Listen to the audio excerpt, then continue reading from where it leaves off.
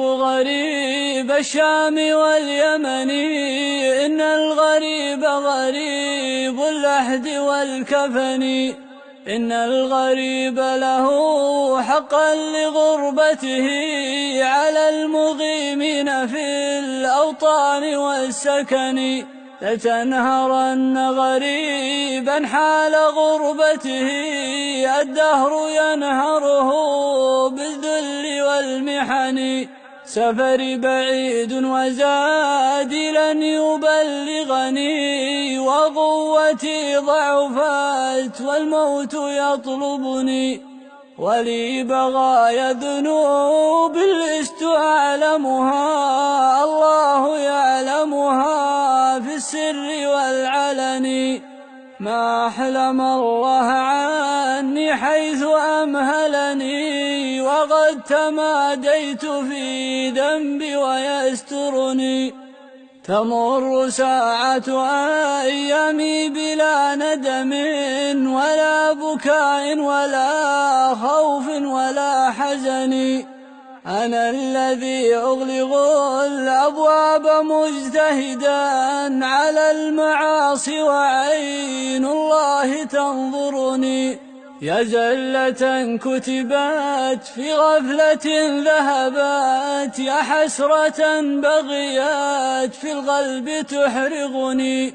يا زلة كتبت في غفلة ذهبت، يا حسرة بغيت في القلب تحرقني.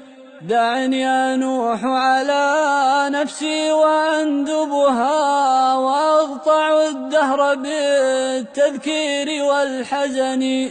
دع عنك عذلي يا من كان يعذلني، لو كنت تعلم ما بي كنت تعذرني. دعني أسح دموعا لا انقطاع لها، فهل عسى عبرة منها تخلصني. كأنني بين تلك الأهل منطرحا على الفراش وأيديهم تغلبني، وقد تجمع حولي من ينوح ومن يبكي علي وينعاني ويندبني. وقد أتوا بطبيب كي يعالجني، ولم أرى الطب هذا اليوم ينفعني. واشتد نزعي وصار الموت يجذبها من كل عرق بلا رفق ولا هوان. واستخرج الروح مني في تغرغرها، وصار ريقي مريرا حين غرغرني. وغمضوني وراح الكل وانصرفوا بعد الإياس، وجدوا في شرى الكفن. وغام من كان حب الناس في عجل نحو المغسل ياتني يغسلني. وقال يا قوم نبغي غاسلا حذقا حرا أديبا أريبا عارفا فطني. فجاءني رجل منهم فجردني من الثياب وأعراني وأفردني، وأودعوني على الألواح منطرحا، وصار فوقي خرير الماء ينظفني. وأسكب الماء من فوقي وغسلني غسلا ثلاثا، ونادى القوم بالكفن. وألبسوني ثيابا لا كمام لها، وصار زادي حنوطي حين حنطني. وأخرجوني من الدنيا فواسفا على رحيل بلا زاد يبلغني. وحملوني على الأكتاف 4 من الرجال وخلف من يشيعني. وقدموني إلى المحراب وانصرفوا خلف الإمام فصلى ثم ودعني.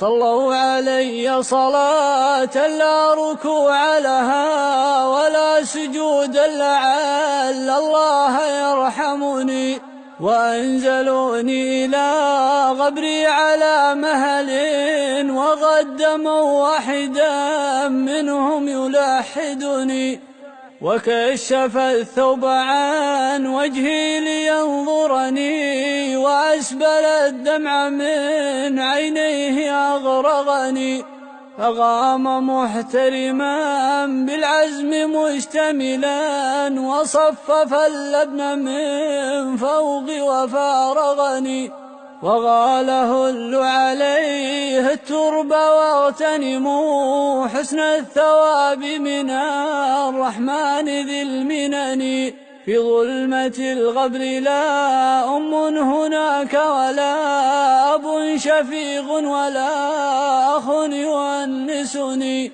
وهالني صورة في العين إذ نظرت من هول مطلع ما قد كان أدهشني، من منكر ونكير ما أقول لهم، قد هالني أمرهم جدا فأفزعني، وأقعدوني وجدوا في سؤالهم ما لي سواك إلهي من يخلصني، فامنن علي بعفو منك يا أملي، فإنني موثق بالذنب مرتهني، تقاسم الأهل مالي بعدما انصرفوا، وصار وزري على ظهري فأثقلني، واستبدلت زوجتي بعلا لها بدلي، وحكمته على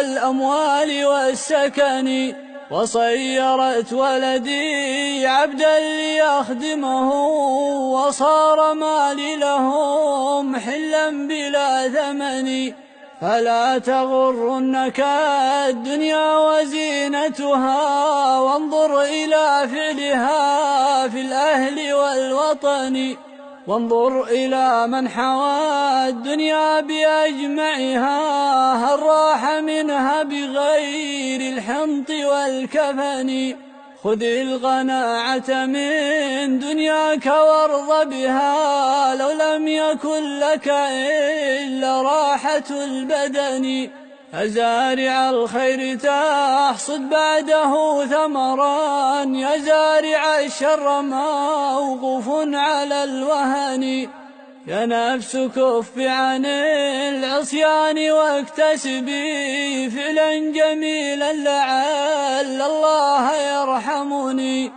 يا نفس ويحك توبي واعملي حسنا، عسى تجازين بعد الموت بالحسن، ثم الصلاة على المختار سيدنا، ما وضى البرق في شام وفي يمن، ثم الصلاة على المختار سيدنا، ما وضى البرق في شام